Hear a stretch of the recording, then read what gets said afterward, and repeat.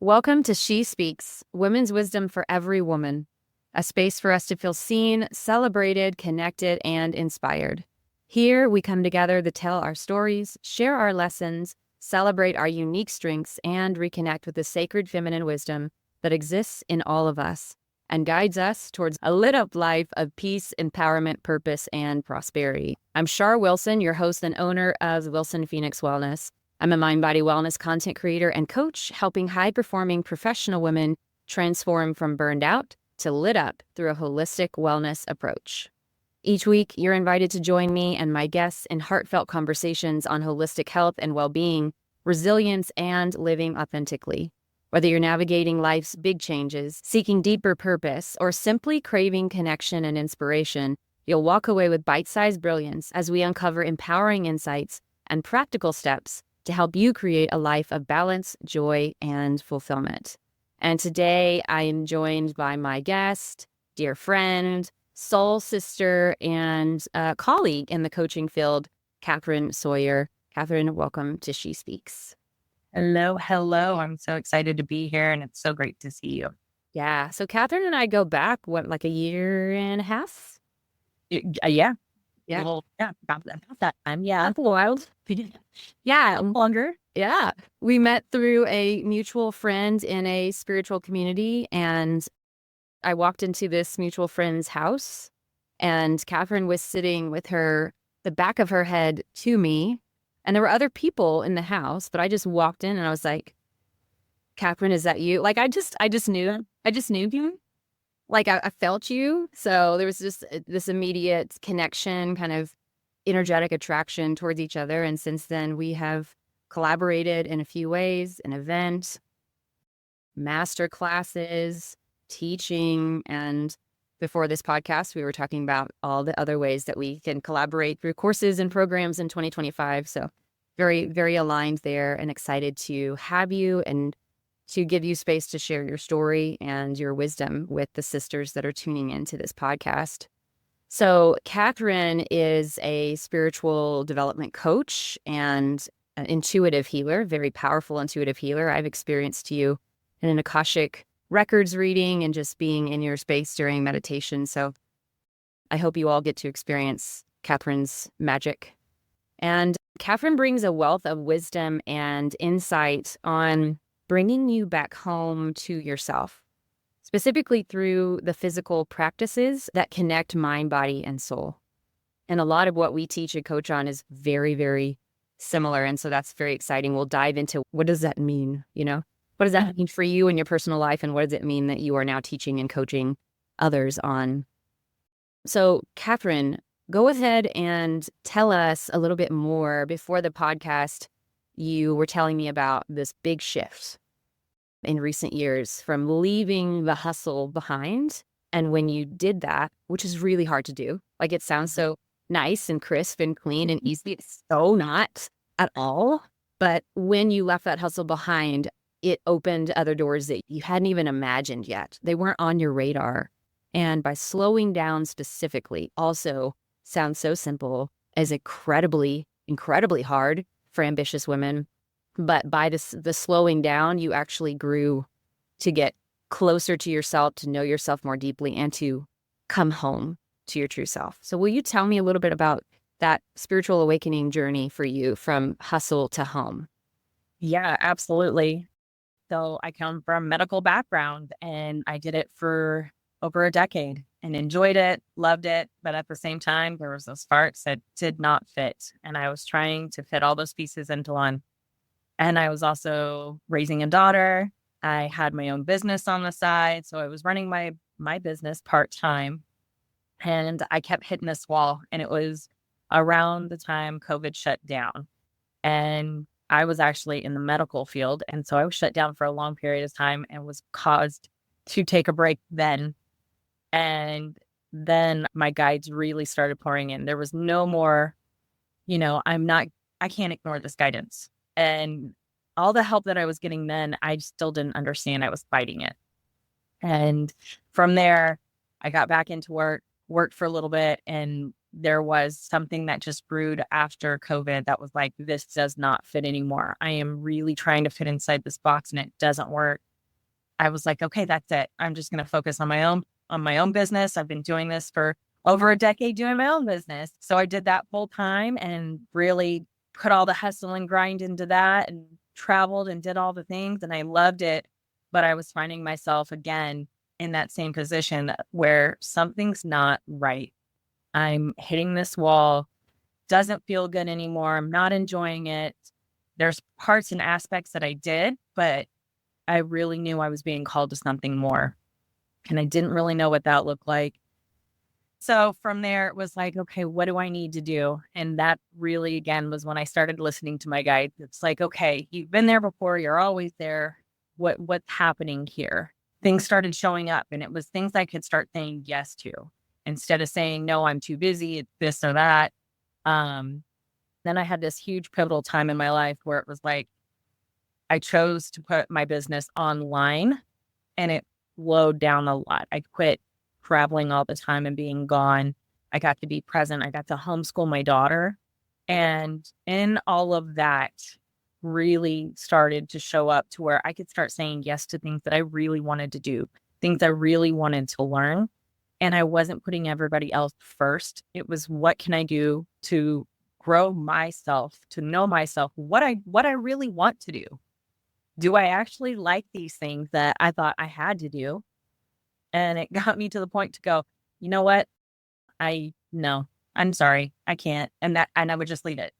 No was my complete answer. I didn't give any more excuses of why I said no, why I couldn't show up. And it really did. I started to open up to like realize that all the personal power I had that I was giving away to everybody and everything else. And my cup was so empty. It was a dry well, and you can't feed others from that space. Yeah. Woo. Yeah. Preach, girl. Okay. So there's a few things in there that I want to touch on. Yeah. Can we go back to one of the most powerful things that you said? No was my complete answer. Yeah. Whoa. That shift from saying yes to everyone and everything out of usually a fear of like, I have to, this is how I was raised to be a kind, good girl.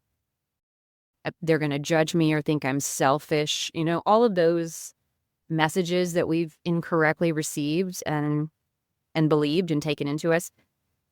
That is not an overnight shift from saying yes to everyone and everything to saying no is my complete answer. Correct. It is a practice, and it is a deliberate practice. Yeah. Tell me more about that. What's that like for you? Again, like, let's really break down. There's so much statements that we say as practiced healers and coaches that we forget. Like, if I rewind to who I was 5 years ago, my question was, that sounds great. How do I do that? I don't know what that looks like. Well, and for me, it was such a huge shift instantly, because I took the pendulum from saying yes to everything to saying no to everything. And so I took the pendulum and threw it to the other side, and I was like, nope, nope, nope, nope. How did that go for you? My guides were showing up all the time going, why were you so quick to say no? Oh. And then it was like, well, because I'm focusing on me and I'm doing this. And, you know, that means that I'm showing up with other people and I'm doing all these other things and I'm focusing on me. And it's like, can you do both? And then it was like, oh, I don't know. Can I do both? What? I can. And it started this place of where I took a moment to pause before I would respond. So, you know, I worked very, you know, being in the medical field, like needing to know things ahead of time and, you know, moving so quick and so fast. It was like, I was still doing that in my response patterns. So starting with the pause was teaching myself when somebody would ask me something, when I would instantly have that reaction to say something, I'd bring it back. And that practice of the pause was like, does this feel good in the moment? Does this feel good now? Is this going to feel good later on? And sometimes it would be like, you know, I don't really know at the moment. And so instead of giving somebody an answer, being like yes or no on the spot, it'd be like, can I get back to you? That is such a powerful response, and one that, like, for a long time, I didn't realize was even something I could do. Right. Exactly. Because we're in a society where we're taught from children, you're on a time test. Give it, give it, give it, give it, give it. You got to shoot it out. You got to have it. You got to have all the answers, have everything right here, right now. Yeah. And that's not the case when it comes to what is in alignment for me and with me right now. And that comes from the pause of the knowing myself. Yeah. What do you do in that pause? I ask myself questions. So just like if you were a toddler or if you had a toddler, are you hungry right now? Is there a part of you that's not being fulfilled? All those things. But to be a little more precise, if you ask me, you just move.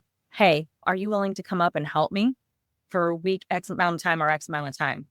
I would have to look at my calendar. I would need to, get some things in place before I could say yes. And so I wouldn't come back to you with an ultimate yes. I would be like, let me look at a few things and see. That would be part of the pause of like, give me a moment. If you were down the street, it might be a different story. You're like, hey, can you come over and help me pack? Yeah. Can you help me unpack? Then it might be like an instant, well, what time? Right. And so you can sit with yourself and feel before you even start to ask other people questions. What other questions do I need to ask to get all of the information? Yeah. So even asking the next question, if you're only getting bits and pieces of information, get all of the information and then sit with yourself and be like, okay, does this feel good? Is this the action that I want to take? Yeah. Am I going to have time at that time? And even if you say yes to something, if it comes down to a week later and it doesn't feel good anymore, you're allowed to say no.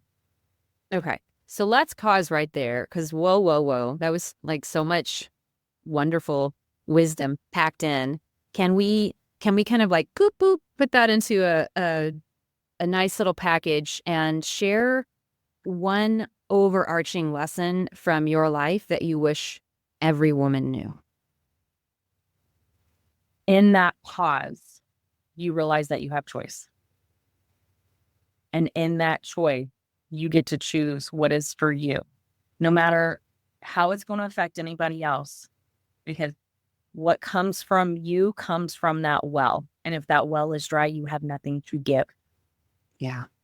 And I want to add on to this, because again, 5 years ago, me would have been like, I don't know what to do in the pause. Number one, pausing in and of itself feels very unnatural.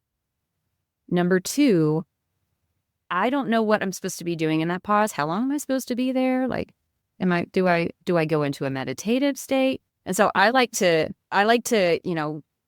give options, like real life options.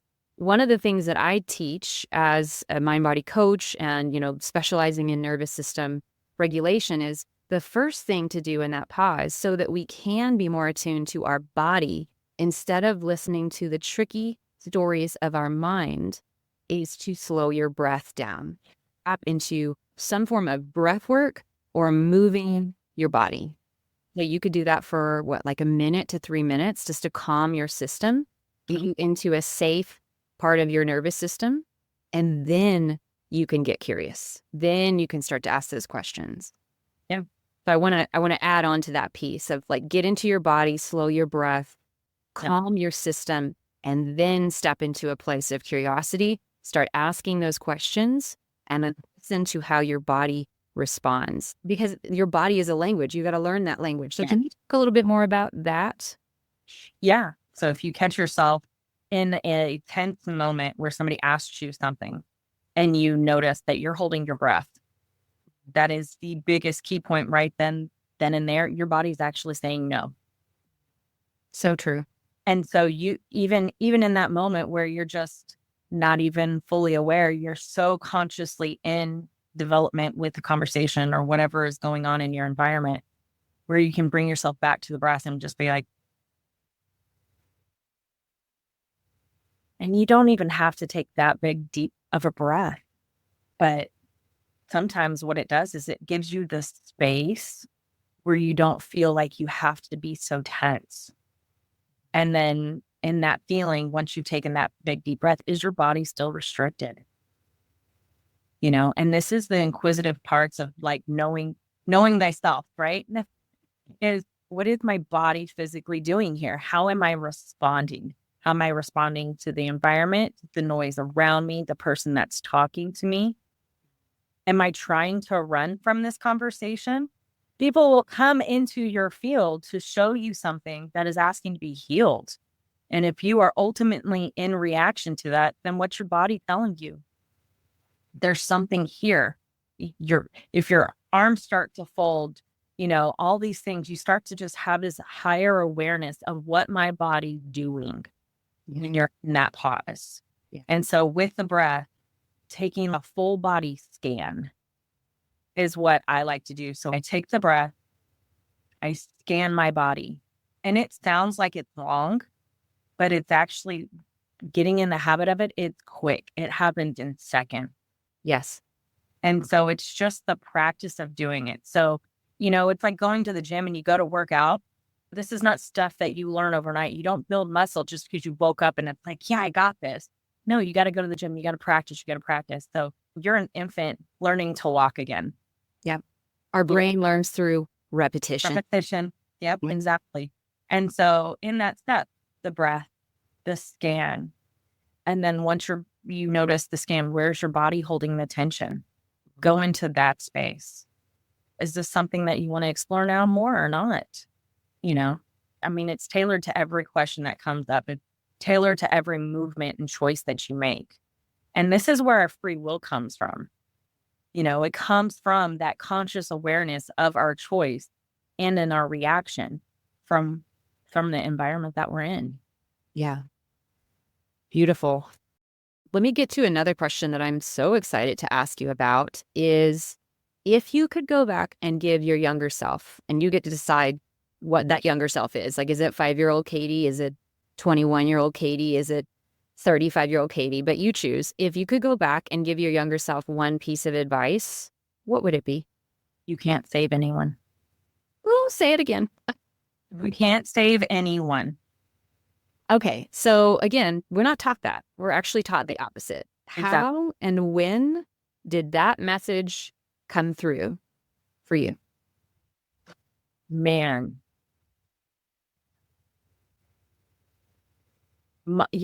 Funny thing is it going back in all the work that I have done, probably about 3 months old is when it initially started. And it started to make sure that I had a safe environment. I was going to make sure that I was protected and taken care of. And so ultimately, my own on-taking was I can assist in taking on other people's emotions and their feelings. And so my ability to be an empath was super amplified into making sure that my environment was a safe place for me. And I could feel where I needed to make sure that my energy was being most used. And again, that's where I left myself drained. Yeah. Yeah. And I want to kind of add on the science piece of what you're describing is it's the fawn response. It's the fawn nervous system response. And all of our adult conditioning and behavioral patterns, they really do stem from those early transformative years where we were just a sponge to our environments in the womb and all the way up to 4, 5, 6 years old. Whether we remember those consciously, our body remembers those unconsciously. And everything we're doing in those early years, because our survival depended upon it, was what do I need to do to feel safe, loved, and valued here in this tribe, in this family? And so we do a lot of contorting and learning the conditioned self patterns that follow us through teenage years, young adult, potentially through middle age or the end of our life, like my parents who I don't think they ever really knew their authentic self. They lived from their conditioned self. So I love that you brought that up. It's like you may have a memory an actual memory from 3 months old. I certainly don't, but my body remembers those. Yeah. And that's the beautiful thing. Like because what was coming up within the body, there was something that was coming up within my body, and I needed assistance to work through it. And felt like, okay, guides, where do I need to go? How do I get into this? And I went and I had fascia done, and it took a couple steps to be able to get myself prepared to like actually see the event that happened that like changed and morphed this into a bigger thing. And it was just like, oh my goodness. But I had to come from it from a compassionate standpoint. I couldn't come from it from just being an observer. I had to be a compassionate observer to what I experienced. And that's how I was then able to see the experience, and then was like, oh my gosh, this actually is a memory that is stored within the cells of my body. It embedded in there. And now here I am ejecting it from those cells. Yeah. I mean, that's why breath and movement is so important, especially in the early days. If you're kind of in the earlier parts of your spiritual awakening and healing journey, if your physical body has been screaming at you for years with discomfort and fatigue or illness, disease, a major diagnosis, that's usually how it starts. And again, our body is like, girl, please listen to me.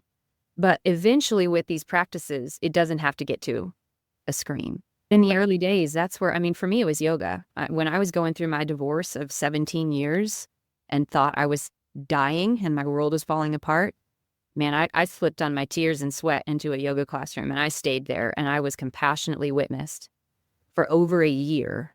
And that was so transformational for me. And then it guided me on, my journey of finding other mind, body, soul modalities, breath work, Reiki, sound, fascia release, all the beautiful things. So thank you for weaving that back in such a wonderful way. So for the sisters listening, it's okay if you don't have a memory from 3 months old. Exactly. Consciously, but your body does. And in the early days, everything that we are doing as young children is to feel safe, loved, and valued. And oftentimes that leaves us contorting ourselves into a version of us that is not actually who we are. So the healing work is not about becoming someone different. The healing work, that journey, is about unpacking and removing all of the layers of not selfness to get back home to self. I could talk to you all day long. Okay, let's slide into the next question. What lights you up about helping others, and how does it keep you going in your own life? Oh, and I love this question because it has really done a 360 for me. It has gone from serving others from a place of emptiness, of showing up for them in a way that they needed me to. Me now, how I am serving is as I show up, giving from my true authentic self, knowing what my limits are, what my limitations are, where I can start to delegate from a place not as comparison or I'm not good enough to do that. It is from a place of this person's going to be able to assist you in a certain way. And that's where we come in with the co-creation piece.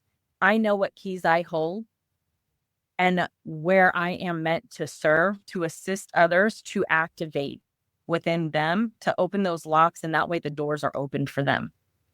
I'm not trying to fit into any kind of structure that does not serve me and will not serve my clients, my people that I serve with, my community. So coming from a place of wholeness is where I show up and I shine. Yeah. And girl, you are shining. Can I tell you? Thank you, Glowing. So you made a comment as we were chatting before the podcast. Can I just reread this brilliant quote? There's been a lot of brilliant quotes in here, but this is the one that I think really takes it home. You said, "This is you. You are already home. Now go show up in the world as your authentic self." Yes. So with that in mind, go show up in the world as your authentic self, listening to your body's yeses and nos and honoring those boundaries.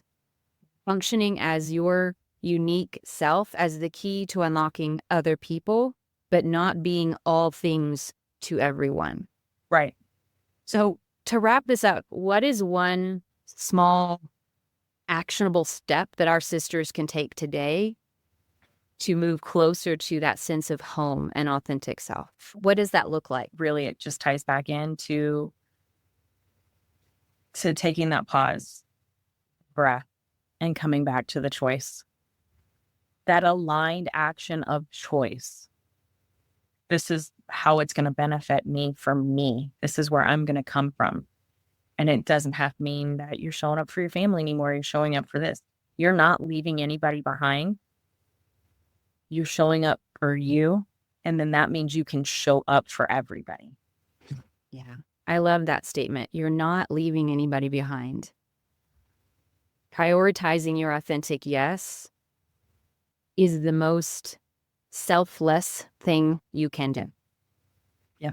And by doing it, especially as women, by doing it as a woman, we give each other permission. We unlock that peace in each other. 100%. And I think that's why the journey is so worth it, because it's not just about me. Right. You know, like it had to start with me first. I had to find my own authentic voice, and I'm still finding it. Please don't hear me say that I've got her pinned down. Oh, yeah. Well, and that's the beautiful thing. Like, people believe that mastery is once you complete something. Mastery is an evolutionary process. Say that again. Say it again. Mastery is an evolutionary process. That is the circle of life is truly a spiral. You're just looking at it from the top angle, and it looks like a closed circle. But when it's an evolutionary process, and you're spiraling up. You're always growing. You're always learning. Yeah, beautiful. So I want to end with always giving my guests a podium, a shout out, if you will. So you've shared so much brilliance here, and there's more to be shared. There's more to be experienced from you. There are sisters listening in that are going to be magnetically drawn to you. I need what Kathryn has to offer. She has the key to unlock something in me. And I have that with potentially someone else, or maybe we have it with the same woman. We're speaking the same language right now. But how can they find you? And what offerings do you have coming up that we can let them know about so they can be in your energy, in your space, and learn from you? Yeah. So, I mean, I have social media's website. Everything is through Mystical Energy Alchemist. And so you can search that and it pops up my website. And I have the services that I provide. So I've got group sessions. I've got one-on-one sessions. I have a 4-part workshop that's coming up and I think in like in a week and a half. And then I've got some events that are happening this year. I've got a creators dinner that's coming up, a camping trip that we're doing. And so, yeah, quite a few different things. Much. Much. Okay, well, I will definitely put your website link and your social media handles in the show notes so people can find you there and connect with the service offering that feels right to them in this moment. Yeah. Thank you for the opportunity. I appreciate it. And I'm honored. Yeah, it's a pleasure. It's an honor on my end as well. Sisters, I hope you leave feeling seen, inspired, connected, and ready to take one step closer to living as your authentic self. Remembering that the wisdom we seek is found within. Keep shining, keep speaking, keep listening to that subtle inner voice. And join us next time as we continue this wisdom journey to wholehearted living. If you enjoyed this episode, please give it a 5-star review and share it with the beloved sisters in your life. I love you, sweet friends. I'll see you next week. And please do check out the show notes. We will include ways to connect with Kathryn, her upcoming offerings. I have a few free resources. And if you're looking for a virtual community on moving your body, stepping more into yoga, meditation, breathwork, if you're looking for more of a community to tap into that sacred sisterhood connection, I'm going to leave you with a link for that. We love you. We will see you next week on She Speaks.